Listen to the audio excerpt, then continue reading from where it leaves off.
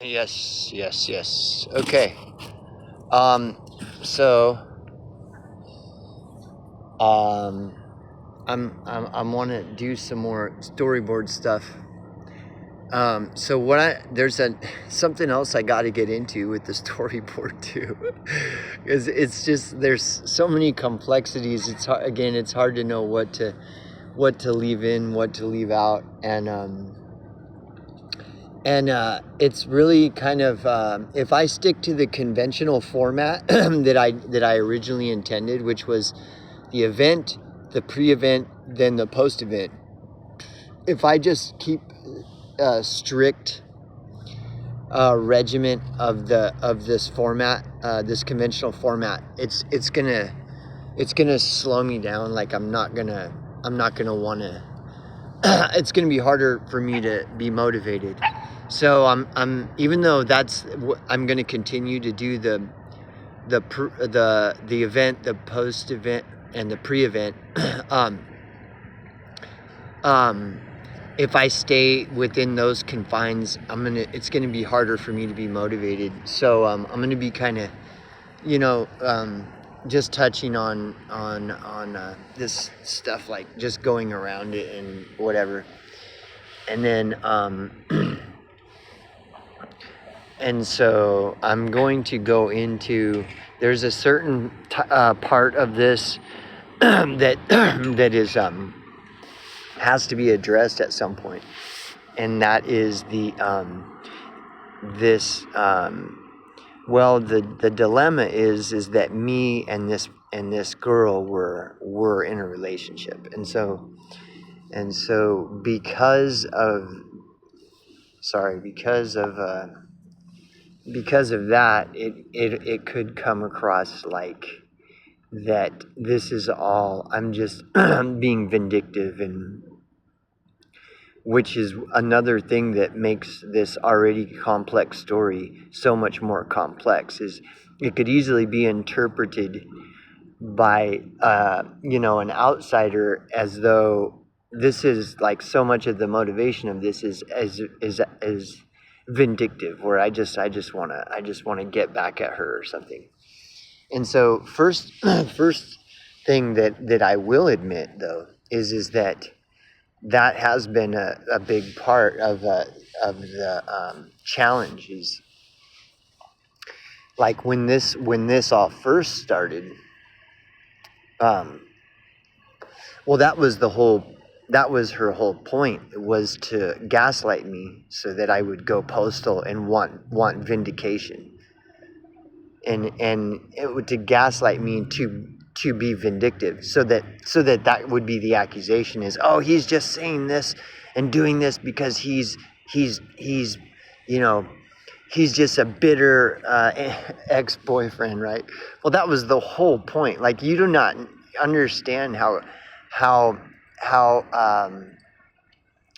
just how well these people planned this all out and orchestrated it. So that would be an easy way to to disregard anything that I say as, oh, he's just an embittered, angry ex-boyfriend, that's why he's saying all this. Like, that's how they tried to frame me for the arson, was saying, oh yeah, he's bitter, her bitter ex is the one that burned the place down, right? And all this shit and all this shit, right? So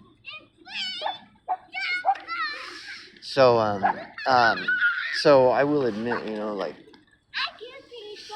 that yeah, I mean, from the beginning, well, let me put it to you this way: if someone that you thought was close pulled a Judas kiss on you, and including, like, completely fucking you over in every fucking way, like to the extreme of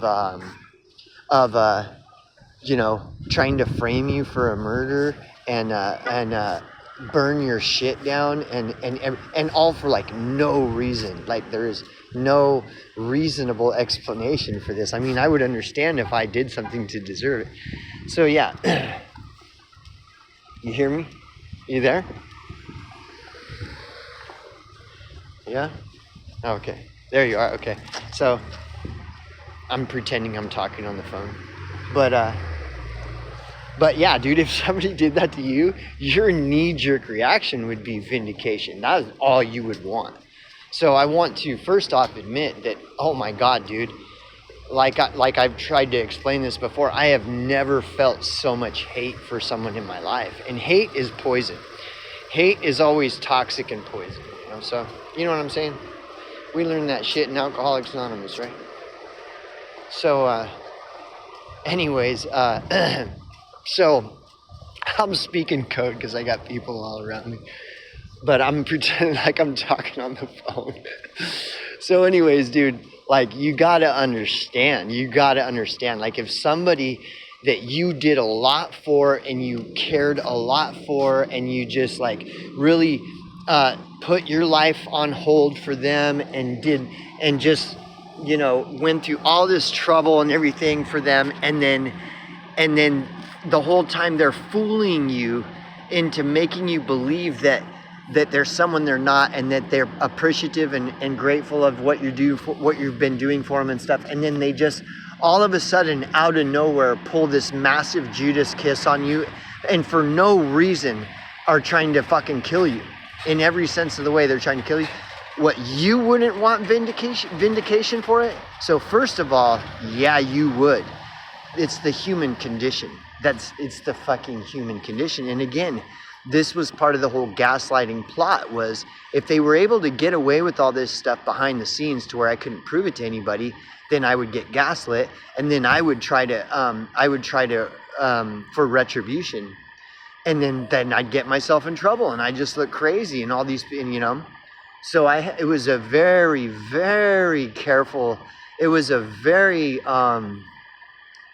delicate situation I was in. And if I hadn't learned all this stuff that I've learned, I mean, I'm really lucky, because most men would have gone postal and killed the bitch. I'm not kidding you. But so I want to make all this kind of clear all this up though. The intention for doing the storyboard is not about that. And even though this has been a lingering thing the whole time, is of course you want justice. Of course you would want. But it's not so much about that, especially at this point. Like, there is no justice. Like, the cops never did anything from the very get-go. It was totally obvious the cops were just sweeping it all under the rug for whatever reason. And so, yeah, I just had to accept that this is, talk about acceptance and being powerless.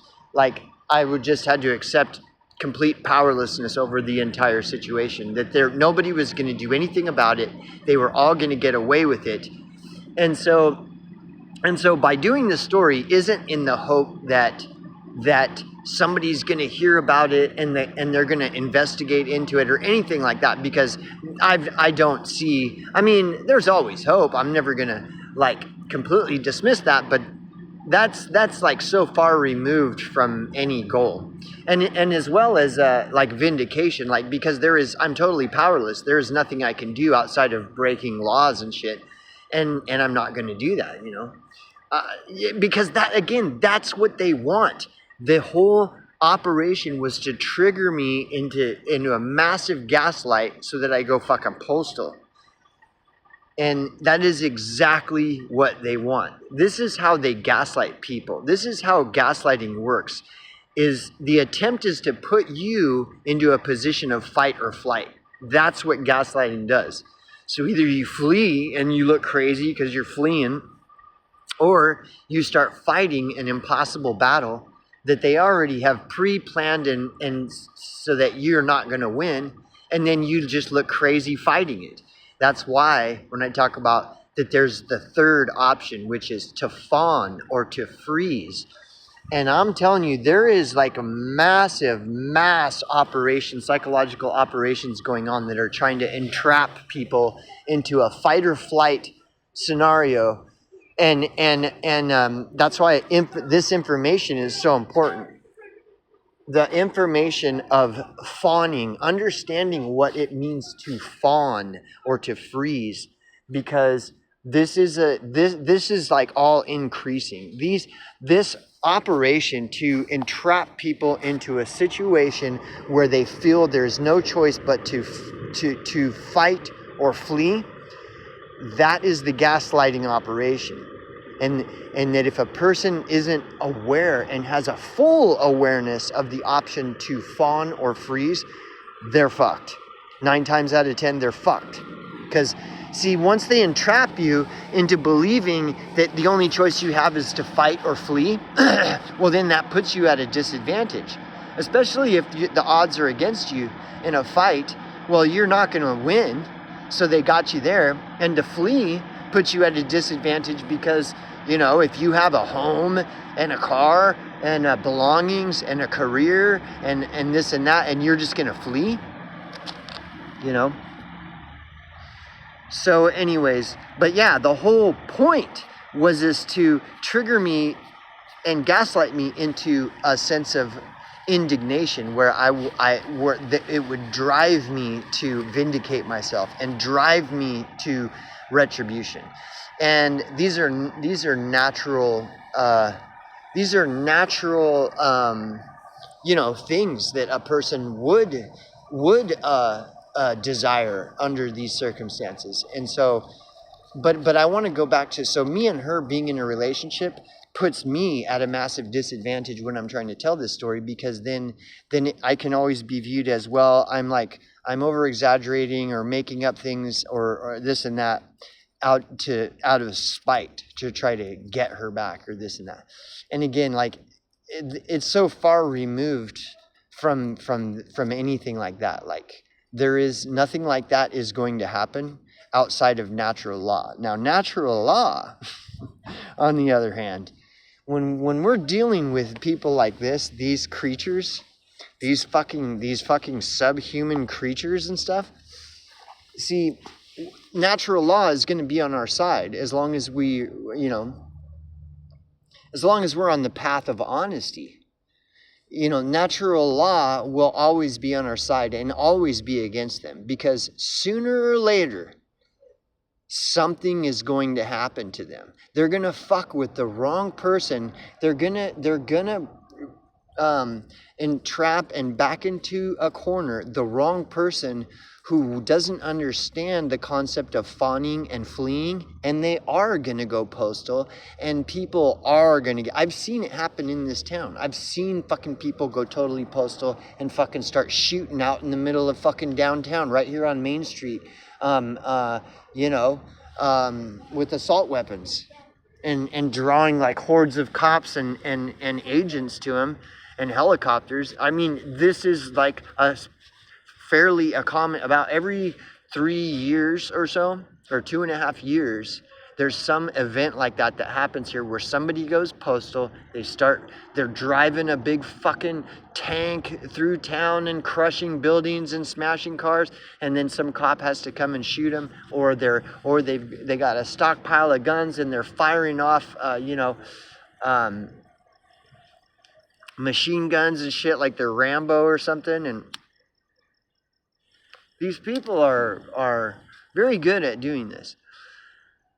So, so as far as like anything like that, the only thing that is going to give me retribution and vindication and any sense of justice at this point, 2 years later, is natural law. Like, you know, what comes around goes around, like that Rat song. You know, what comes around, and I know that one day the story is going to come out where something happened. Something happened to one of these people or multiples of these people, and you know, and likely her. I may not hear about it with her, or I may, but something is definitely. You can't. You play with fire, you're gonna get burned. You know. Play stupid games, win stupid prizes. I don't need to do anything except for just let natural law take its course and fucking boom. Like it's so, So, these people, they always dig their own graves. They always do. Especially when they're getting like this crazy about over nothing. It's obviously they have no sense of they're just completely delusional. They're just like totally insane, like on the most extreme levels of insanity and all this shit and lunacy, and they're very proud of it. They think it's very clever to you know play with fire and to fucking play stupid games. And we all know what happens. You play with fire, you get burned. You play stupid games, you win stupid prizes. And so this is not about that. Doing this storyboard is not about vindication. It's not about retribution. It's not about getting her back and all this stuff. It isn't. And it isn't even about that maybe the law enforcement might find my story and look into it. That's not happening either. What it is this is a fucking important story because this is happening to people. And there are channels like that Call for an Uprising that are trying to warn people that witches are fucking real and these people walk among us. It's not just in the ivory towers of the WEF and the ivory towers. That's dude, you don't understand. If that's what you think this is all about, you're missing a big part of it.